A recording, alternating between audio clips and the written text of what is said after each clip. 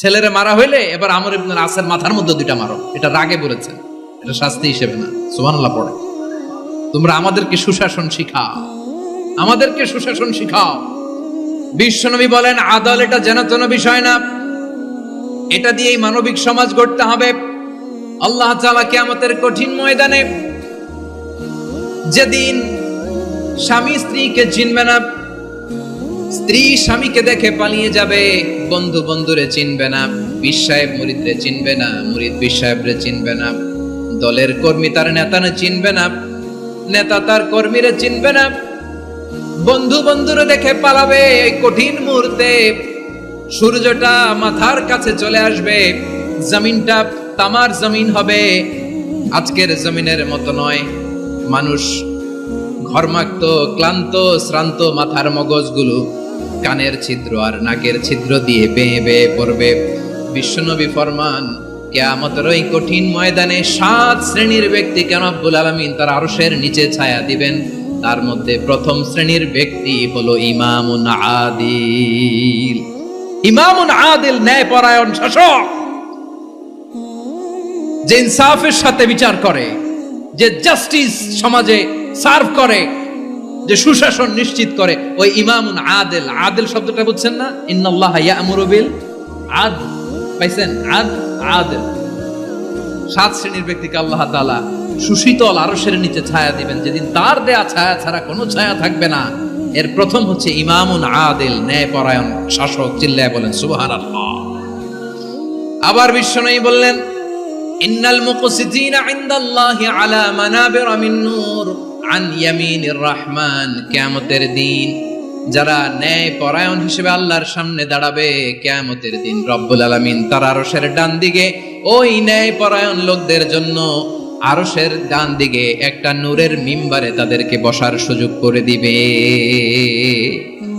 আল্লাহর আরশের ডান দিকে ন্যায়পরায়ণ লোকদের জন্য আল্লাহ তাআলা নূরের মিম্বার বানাবে। চারটেখানে কথা মনে করেছেন? আল আদাল, জাস্টিস, ইন্নাল্লাহা ইয়া'মুরু বিল আদল। আল্লাহ তাআলা এই আদালতের নির্দেশনা দেন, সুবিচার, সুশাসন। প্রিয় ভাইয়েরা, এটা আমরা বাংলাদেশে চাই কি চাই না? এই যে অরাজকতা, এই যে অন্যায়, এই যে জুলুম, এই যে ইনকনসিস্টেন্সি সমাজের অসঙ্গতি, এর প্রধান কারণ জাস্টিস নাই, সুবিচার নাই, সুশাসন নাই। শেষবারের মতো আওয়াজ করে বলেন তো, আমরা বাংলাদেশে আদল চাই কি চাই না? তাহলে প্রথম নির্দেশনা শেষ, আল্লাহ তাআলা তোমাদেরকে আদলের আদেশ দেন। এরপরে আল্লাহ বললেন আমি তোমাদেরকে ইহসানের আদেশ দেই। ইন্নাল্লাহা ইয়া'মুরু বিল আদলি ওয়াল ইহসান। আমি তোমাদেরকে যেমনি আদলের নির্দেশনা দেই, তেমনি ভাবে তোমাদেরকে ইহসানের নির্দেশনা দেই।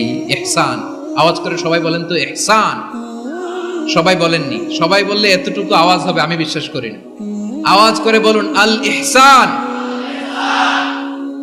ইহসান মানে কারো প্রতি সফট হার্টেড হওয়া, মহানুভব হওয়া, অনুগ্রহ পরায়ণ হওয়া, অনুগ্রহশীল হওয়া, একে অপরের প্রতি দয়াদ্র হওয়া। একে অপরের প্রতি দয়াদ্র, অনুগ্রহশীল হওয়া ছাড়া মানবিক সমাজ কঠিনকালেও গঠন করা সম্ভব না। প্রিয় ভাইয়েরা, সুন্দর আচরণ দিয়ে, ইহসান দিয়ে যা জয় করা যায়, নরম আচরণ দিয়ে যেটা অর্জন করা যায়, কঠোরতা দিয়ে সেটা পারা যায় না। বিষ্ণু ঈসা ইসলাম ইহসান দিয়ে, কোমল আচরণ দিয়ে, তার অনুগ্রহ দিয়ে তিনি অনেক কাফিরের হৃদয়কে জয় করে ফেলেছেন। সাইয়েদনা সুমামা ইবনে উসাল রাদিয়াল্লাহু তাআলা আনহুর কথা মনে পড়ে যায়। তিনি ছিলেন ইয়ামামার বাদশা। মদিনাতে বিশ্বনবীকে হত্যা করার নিয়তে এসেছিলেন, গোপনে গোপনে বিশ্বনবীকে হত্যা করে আবার ইয়ামামাতে তিনি ফিরে যাবেন। কিন্তু কি অবাক করা কাণ্ড, হত্যা করতে পারে নাই, সাহাবাদের হাতে তিনি ধরা পড়ে গেলেন। সাইয়েদনা সুমামা ইবনে উসাল রাদিয়াল্লাহু তাআলা আনহু হত্যার নিয়তে আসলেন, কিন্তু হত্যা করতে পারলেন না। সাহাবারা ওনাকে ধরে ফেললেন, ধরে মসজিদে নববীর পিলারের মধ্যে বেঁধে রাখলেন। সুমামা ইবনে উসাল, সিরাত থেকে শুনুন, সিরাত থেকে শোনাচ্ছি। রাদিয়াল্লাহু তাআলা ইয়ামামার অধিপতি ছিলেন। ইয়ামামা বিশ্বনবীকে হত্যার জন্য আসছেন, ধরা পড়ে গেছেন, এখন মসজিদে নববীতে বেঁধে রাখছেন, তার মানে বন্দী। এখন স্ট্যাটাস কি? বন্দী, ক্যাপটিভ। বিষ্ণু ইসলাম সাহাবাদেরকে বললেন তার খোঁজ খবর নিও, সুমামা ইবনে উসালের খোঁজ খবর নিও। সাহাবারা বলেন, ইয়া রাসূলুল্লাহ, আপনাকে হত্যা করতে এসেছে, তার তো কঠিন ক্যাপিটাল পানিশমেন্ট হওয়া দরকার, কঠিন শাস্তি হওয়া দরকার। বিষ্ণু বললেন, না, আমি যেটা জানি তোমরা সেটা জানো না, তোমরা সুমামার সাথে ভালো আচরণ করো।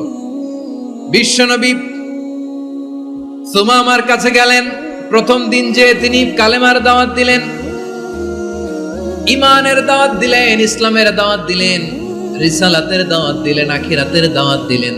পরের দিন যে বিশ্বনবী সালাতের দাওয়াত দিলেন, যাকাতের দাওয়াত দিলেন, ইসলাম কি, কিভাবে, কেমন করে পালন করতে হয় চমৎকার আর্টিকুলেট করতে শুরু করলেন। তন্ময় হয়ে সুমামা ইবনে উসাল রাদিয়াল্লাহু তাআলা আনহু বিশ্বনবীর কথাগুলো শুনতে আরম্ভ করলো। একদিন নয়, 2 দিন নয়, টানা 3 দিন বিশ্বনবী সুমামার কাছে ইসলামকে প্রেজেন্ট করেছেন, উপস্থাপন করেছেন। আওয়াজ করে বলেন, কয় দিন? 3 দিন। 3 দিন মসজিদে নববীতে বাধা।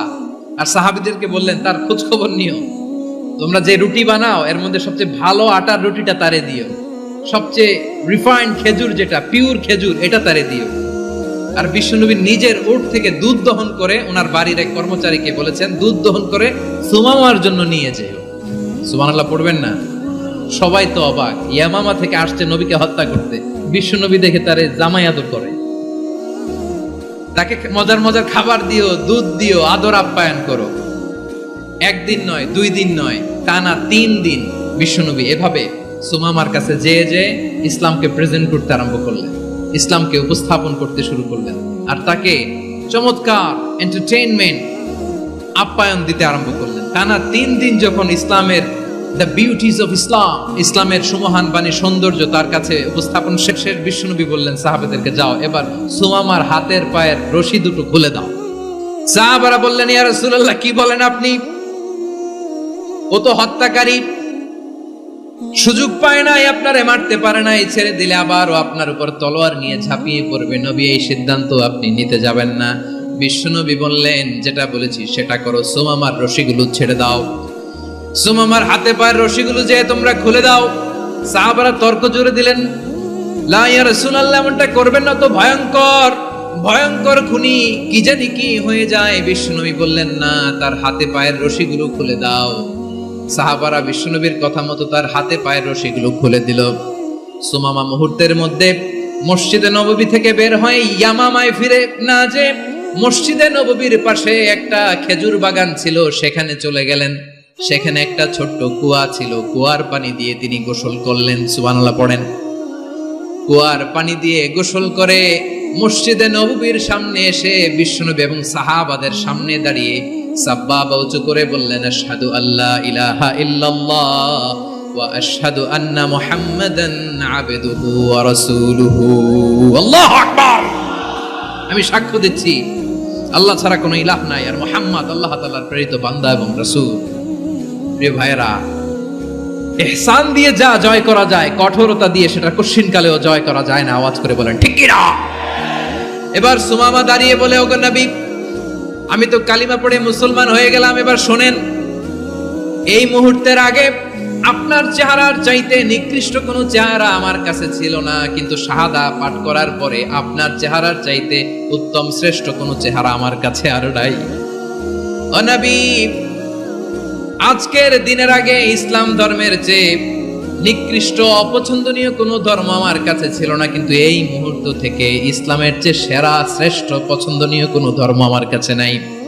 নবী গো, আজকের দিনের আগে মদিনার চাইতে অপছন্দনীয় নিকৃষ্ট কোনো শহর আমার কাছে ছিল না, কিন্তু এই মুহূর্তের পর থেকে মদিনার চাইতে কোনো শ্রেষ্ঠ শহর আমার জানা নাই। সে ছিল গমের বড় ডিলার, গম বেচত। কি বেচত? তার গম কিনে মক্কার লোকেরা রুটি খাইতো। সে ঘোষণা দিল, আজকে থেকে মক্কাবাসীদের জন্য সব গম আমি হারাম করে দিলাম, মক্কাবাসী এখন না খেয়ে মরে। সুবহানাল্লাহ পড়বেন না? মক্কাবাসী বিশ্বনবীর কাছে আসলেন, এসে বললেন, মুহাম্মদ, আমরা তো তোমার ভাই, তোমার চাচা, তোমার ভাতিজা, তোমার আত্মীয়, তুমি সুমামারে বলো সে যেন আবার গমের সাপ্লাই মক্কার জন্য অনুমতি দিয়ে দেয়। বিশ্বনবীর অনুমতি ক্রমে সুমামা আবার মক্কাতে গম পাঠাতে শুরু করলো। পড়েন সুবহানাল্লাহ। ইহসান, ইহসান দিয়ে আপনি যেটা জয় করতে পারবেন, you can win the heart of your enemies. ইহসান দিয়ে আপনি আপনার শত্রুর হৃদয়কে জয় করতে পারবেন। আওয়াজ করে বলেন ঠিক কিনা? এজন্য আল্লাহ বললেন وأنفقوا في سبيل الله ولا تلقوا بأيديكم إلى التهلكة وأحسنوا إن الله يحب المحسنين। তোমরা আল্লাহর রাস্তায় দান করবে আর নিজেরা নিজেদেরকে ধ্বংসের হাতে ঠেলে দিও না। তোমরা একে অপরের প্রতি ইহসান করবে, কারণ ইহসানকারীদেরকে আল্লাহ বড় ভালোবাসেন। সুবহানাল্লাহ পড়েন। আবার সূরা রহমানে আল্লাহ বললেন হাল জাযাউল ইহসানি ইল্লাল ইহসান ফাবিআইয়ি আলা, সবাই পড়েন ফাবিআইয়ি আলাই রাব্বিকুমা তুকাযযিবান। ইহসানের প্রতিদান হিসেবে ইহসানি হয়। বিশ্বনবী সুমামার প্রতি যেমন ইহসান করেছেন, সুমামাও ঠিক তেমন ইহসান ফিরিয়ে দিয়েছে। ঠিক কিনা বলেন? তাহলে এক নম্বরে হচ্ছে আদ, ন্যায় বিচার। দুই নম্বরে সবাই বলেন ইহসান, সদাচরণ। ইহসান দুই ধরনের প্রিয় ভাইরা, ইহসান ফিল ইবাদা, ইহসান ফিল মুআমালা। ইহসান ফিল ইবাদা হচ্ছে একাগ্র অনুভবে ইবাদতে ডুব দেওয়া, এর নাম ইবাদতের ইহসান। সুবহানাল্লাহ। বিশ্বনবী বলেন ইহসান মানে কি জানো নাকি? হাদিসে জিবরিলে সাইয়েদনা জিবরিল আলাইহিস সালাম বিশ্বনবীকে বললেন আখবিরনি আনিল ইহসান। নবী আমাদেরকে বলেন ইহসান মানে কি? বিশ্বনবী বললেন আনতা আবুদাল্লাহা কাআন্নাকা তারাহু ফাইন লাম তাকুন তারাহু ফাইন্নাহু ইয়ারাক। ইহসান মানে হলো এমন ভাবে তুমি আল্লাহর সামনে নিজেকে উজাড় করে ইবাদত করবে, তুমি ভাববে তুমি আল্লাহকে দেখতে পাচ্ছ। আর এটা যদি ভাবা তোমার জন্য কঠিন হয়ে যায়, অন্তত এতটুকু তুমি ভাববা যে আল্লাহ তোমাকে দেখতে পাচ্ছেন। ঠিক কিনা বলেন? ও আমার বীর চট্টলার ভাইয়েরা, কেউ যেটা দেখে না সেটা দেখে কে? এই বিশ্বাস হৃদয়ের মধ্যে আছে? নামাজে যখন দাঁড়ান এই ফিলিংসটা আনা যাবে? হ্যাঁ, এই জন্য বিষ্ণু ইসলাম বলেছে এমন ভাবে নামাজে দাঁড়াও, ইবাদত করো, মনে করো হতে পারে এটাই আমার জীবনের শেষ নামাজ। পারফর্ম দ্য সালাহ as if this is your last and final prayer. এমন ভাবে সালাতে দাঁড়াও, ভাবো হতে পারে এটাই তোমার জীবনের শেষ নামাজ। এমন ভাবে নামাজে দাঁড়াও, ভাবো এটাই শেষ নামাজ। তাহলে নামাজে একাগ্রতা বাড়ায় দিবে কে? ফলে ইবাদতের ইহসান আমাদের অর্জিত হবে। আর মুআমালাতে ইহসান হলো, বিশ্বনবী বলেন ইন্নাল্লাহা তাবারাকা ওয়া তাআলা কাতাবাল ইহসানা আলা কুল্লি শাই ফাইদা কাতালতুম ফাআহসিনুল কিতলা ওয়া ইযা যাবাহতুম ফাআহসিনুদ যাবহা ওয়ালিউহিদ্দ আহাদুকুম শাফরাতাহু ওয়ালিউরিহ যাবিহাতাহু। ইহসান দুই ধরনের। আওয়াজ করে বলতে হবে কয় ধরনের? সবাই বলুন আওয়াজ করে, কয় ধরনের? একটা হচ্ছে ইহসান ফিল ইবাদা, ইবাদতে ইহসান। ইবাদতে ইহসান কি? একাগ্র অনুভব দিয়ে ইবাদত করা, মন প্রাণ দিয়ে ইবাদত করা। আর মুআমালাতে ইহসান কি? সব কাজে, দৈনন্দিন কাজে, কর্মে, সামাজিক অ্যাক্টিভিটিতে কোমলতা প্রদর্শন করা, অনুগ্রহের সাথে সবকিছু করা। আল্লাহ তাআলা ইন্নাল্লাহা তাবারাকা ওয়া তাআলা কাতাবাল ইহসানা আলা কুল্লি শাই, তিনি সব কিছুর ব্যাপারে ইহসানকে আবশ্যক করেছেন। সবকিছু, মুমিনের সব কাজে ইহসানের পরশ থাকবে। ওয়া ইযা কাতালতুম ফাহসিনুল কিতলা। আচ্ছা, কুরবানির দিন আমরা পশুগুলোরে কি করি বলেন সবাই আওয়াজ করে? জবাই। জবাই মানে তো এটারে মেরেই ফেলতেছি, একটু পরে তো টুকরো টুকরো করে এর গোশতগুলো খাবো, এটারে তো খাবো, এটারে তো মেরেই ফেলবে। বিষ্ণু বলে না, জবাইয়ের মধ্যেও মুমিনের জবের ভেতরেও ইহসানের পরশ থাকা চাই। যখন জবাই করবে প্রাণীটাকে হাত পা টাইট করে বেঁধে নাও, ছুরিটাকে শার্পেন করে নাও, ধারালো করে নাও, যাতে অল্প সময়ে জবাইটা হয়ে যায়, প্রাণীটা যাতে কম কষ্ট পায়। সুবহানাল্লাহ পড়ে। দিস ইজ কল্ড ইহসান। ইহসান আল্লাহ তাআলা যেমনি আদলের আদেশ করেছেন, ন্যায় বিচার, জাস্টিস এনশিওর করতে বলেছেন, সমাজে ইহসানের ব্যবহার, ইহসানের অনুশীলন তিনি করতে বলেছেন। এজন্য মুমিনের প্রতিটি কাজে, আমার চট্টগ্রামের ভাইরা আমার দিকে তাকান, খেয়াল করে শুনুন, মুমিন জীবনের প্রতিটি কাজে ইহসানের পরশ থাকা চাই। আমরা যেন আমাদের পরিবারের প্রতি ইহসান করি, আমরা যেন আমাদের কর্মচারীদের প্রতি ইহসান করি, আমরা যেন আমাদের কলিগদের প্রতি ইহসান করি, আমরা যেন আমাদের ভাইদের প্রতি ইহসান করি। মুমিন জীবনের প্রতি কাজে ইহসানের পরশ থাকার দরকার আছে না নাই? কথা বুঝতে পেরেছেন? তাহলে আল্লাহ তাআলার তিনটা আদেশ ছিল, কয়টা গেল? ভুলে গেছে? ভুলে গেছে চট্টগ্রাম। তিনটা আদেশের মধ্যে কয়টা বললাম? প্রথমে কি ছিল? আদল। 2 নম্বরে, 3 নম্বরে রব্বুল আলামিন বললেন ওয়া ইতা ইদিল কুরবা, নিকটাত্মীয়দেরকে দান করো। নিকট আত্মীয়দেরকে দাও, যারা তোমাদের ব্লাড কানেকশনের আত্মীয় তাদেরকে তোমরা দাও। এখানে জেনারেলি বললেন দাও, কি দিব সেটা তিনি এখানে বলেন নাই, সেটা তিনি সূরাতুল ইসরার মধ্যে বলেছেন। আল্লাহ বলেন ওয়া আতিদাল কুরবা হাক্কা, নিকট আত্মীয়দেরকে তাদের অধিকার, তাদের প্রাপ্য তোমরা বুঝিয়ে দাও। দেখেন, একটা শান্তির সমাজ, একটা সমৃদ্ধ সমাজ, একটা মানবিক সমাজ গঠনের জন্য আল্লাহ তাআলা বেশি না মাত্র 3টা অর্ডার, 3টা ভার্ডিক্ট তিনি জারি করেছেন। 1 নাম্বার সুশাসন, ন্যায় বিচার। 2 নাম্বার ইহসান। 3 নাম্বার নিকটাত্মীয়, যারা কাছের, তোমার ভেরি ক্লোজ রিলেশনশিপে আছে, তাদেরকে দাও। দাও, দিলে বাড়িয়ে দেয় কে? অনেকে দিতে চায় না, কৃপণতা করে। দিলে বাড়ায় দেয় কে? ওমিয়া, মদিনার মধ্যে সবচাইতে গরিব সাহাবী ছিল বেলাল রাদিয়াল্লাহু তাআলা আনহু। ওনার এন্টায়ার অ্যাসেট, সম্পদের পরিমাণ কতদূর জানেন? একটা লুঙ্গি।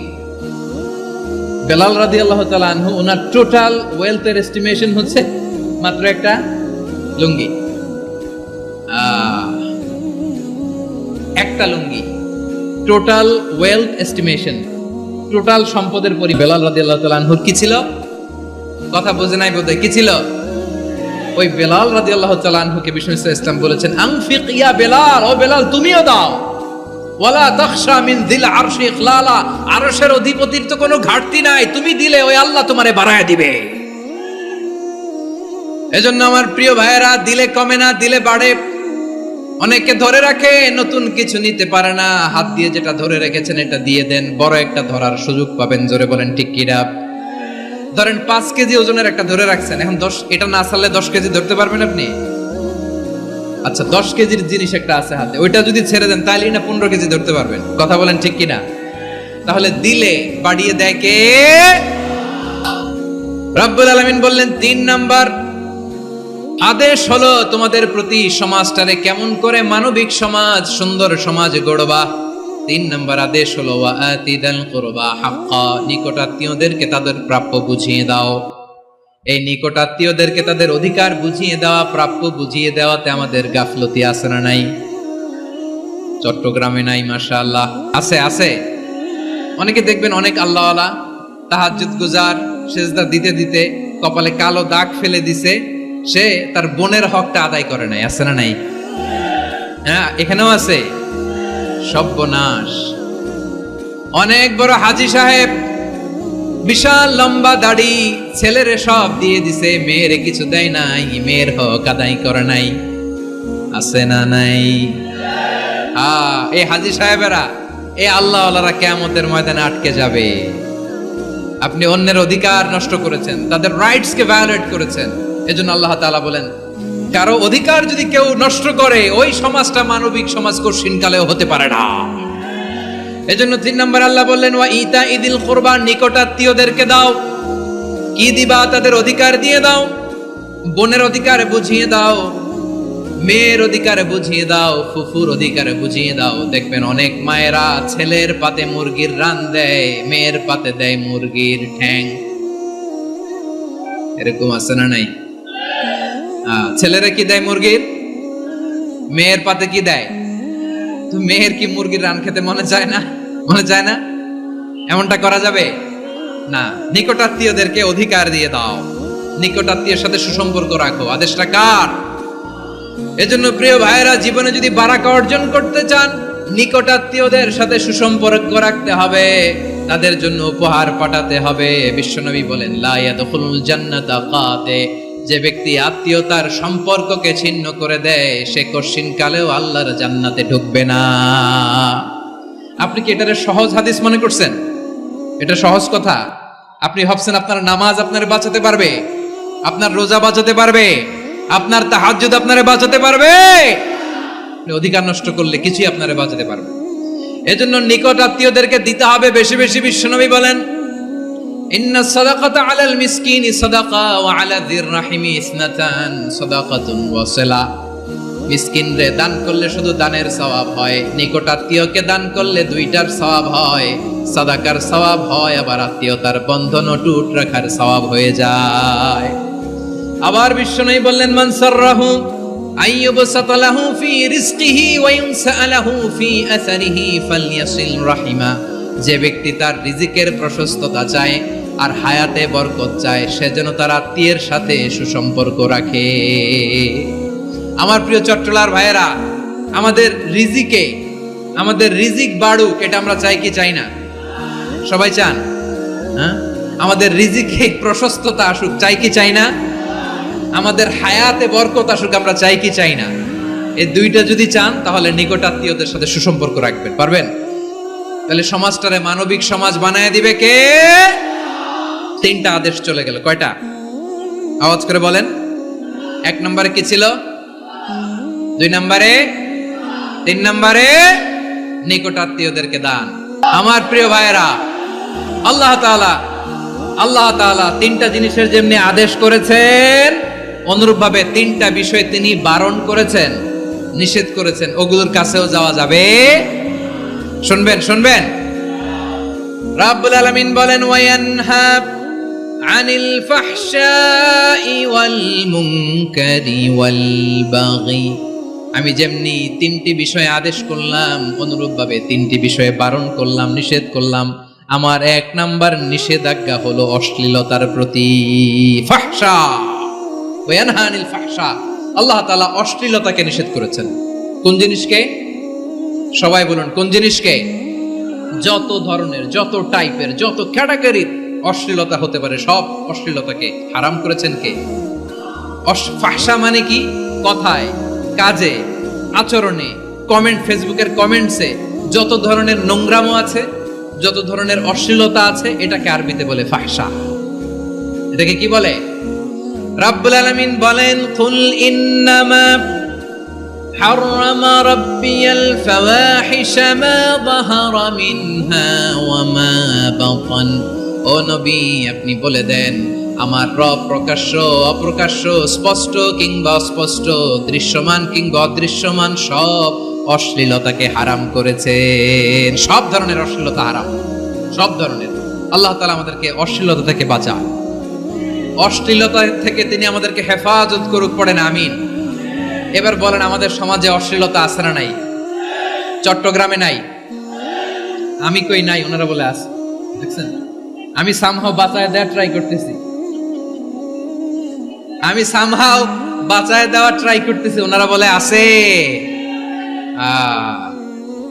অশ্লীলতা নানা ভাবে, নানা নামে, নানা মোড়কে আমাদের সমাজে আছে না নাই?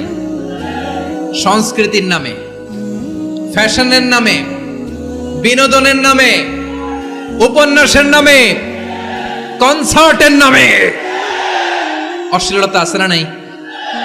আপনি দেখেছেন কনসার্টগুলোর অবস্থা? এই যে আতিফ আসলাম যে আসছে আমাদের দেশে, তারপর কে কে আসছে, আমাদের তরুণ তরুণীরা, আমাদের যুবক যুবতীরা, আমাদের জেনজিরা, কি অবস্থা ওইখানে? হ্যাঁ, কি অবস্থা? কে বাঁচাবে ওদের? কে রক্ষা করবে ওদের ইমানের, ওদের চরিত্রের হেফাজতের গ্যারান্টি কে দিবে? কনসার্টের নামে অশ্লীলতা আছে না নাই? ছেলে মেয়ে একে অপরকে জড়ায় ধরতেছে, একে অপরকে চুমো খাচ্ছে, প্রকাশ্যে, দিবালোকে, গণমানুষের সামনে। আল্লাহ তাআলা এই অশ্লীলতা থেকে আমাদেরকে বেঁচে থাকতে বলেছেন, বেঁচে থাকতে বলেছেন। রূপালী জগতের নামে অশ্লীলতা আছে না নাই? এই টার্মটা আপনারা জানেন না? রূপালী জগৎ কি জগৎ? আসলে কি রূপালী জগৎ না অন্ধকার জগৎ? আমার বোনেরা, আপনাদেরকে যে কি বলে তারা বুঝায়, রূপালী জগৎ শুনেই আপনি ভরকে যাবেন না। রূপালী জগতে যে নারী যত বেশি উলঙ্গ, সে নাকি তত বেশি সাহসী। জানেন, বলে এটা একটা সাহসী নারী, খুব সাহসী পদক্ষেপ তার। যত বেশি শরীর থেকে কাপড় নামাতে পারবে, যত বেশি বস্ত্রহীন হয়ে নিজেকে প্রেজেন্ট করতে পারবে, সে নাকি তত বেশি সাহসী। আমার চট্টলার ভাইয়েরা, শয়তানের প্রথমে এজেন্ডা ছিল বনি আদমকে বস্ত্রহীন করা। সে আদম এবং হাওয়া আলাইহিস সালামকে নিষিদ্ধ গাছের ফল খাইয়ে তাদেরকে বস্ত্রহীন করেছে, এই জামিনেও সে আমাদেরকে বস্ত্রহীন করতে চাইবে। এই রূপালী জগতের নামে তারা এটা করে। আমার প্রিয় বোনেরা, আপনি জানেন না আপনার দাম কত। ওরা আপনাদেরকে বিজ্ঞাপনের সস্তা পণ্য বানাতে চায়। ওরা আপনাদেরকে ওদের ভোগের লিপসার টুলস বানাতে চায়। ওরা আপনাদেরকে দিয়ে ওদের খায়েশ পূরণ করতে চায়। এটা আপনাদের জন্য মোটেও ডিগনিটি নয়, এটা আপনাদের জন্য সম্মান নয়। আপনার সম্মান শালীনতায়, আপনার সম্মান হেজাবে, আপনার সম্মান ভদ্রতায়, আপনার সম্মান আপনার ডিসেন্ট পোশাকে। পোশাক বলে দেয় এই নারীটা ভদ্র না অভদ্র। পোশাক বলে দেয় এই মেয়েটা কোন ঘরের মেয়ে। আওয়াজ করে বলেন ঠিক কিনা?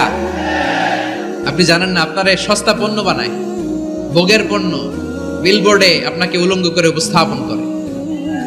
এই অশ্লীলতার সাথে ইসলামের কোনো সম্পর্ক। এজন্য আল্লাহ বলেন, আমি অশ্লীলতাকে হারাম করেছি। অশ্লীলতাকে হারাম করার প্রথম কারণ হলো এর মাধ্যমে মানবতাকে অপমানিত করা হয়।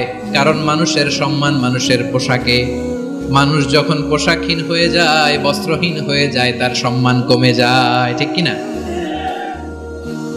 অশ্লীলতাকে হারাম করার প্রথম কারণ হচ্ছে মানুষ মানুষকে অপমান করে। একটা নারী, সে তো সম্মানিত। নারী যে কত সম্মানিত, নারীর এটা বুঝেই নাই।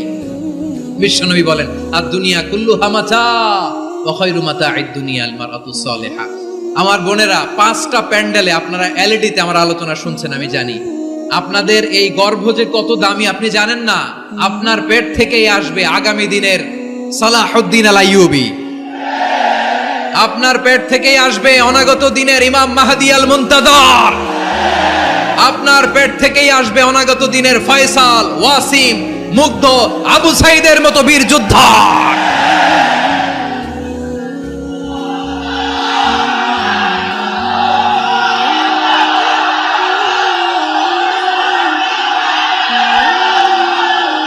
আমার প্রিয় বোনেরা, আমার প্রিয় বোনেরা, বিশ্বনবীর কথার ওজন খেয়াল করেন। আর দুনিয়া কুল্লুহা মাতা ওয়া খায়রু মাতা'আদ দুনিয়াল মারআতুস সালিহা।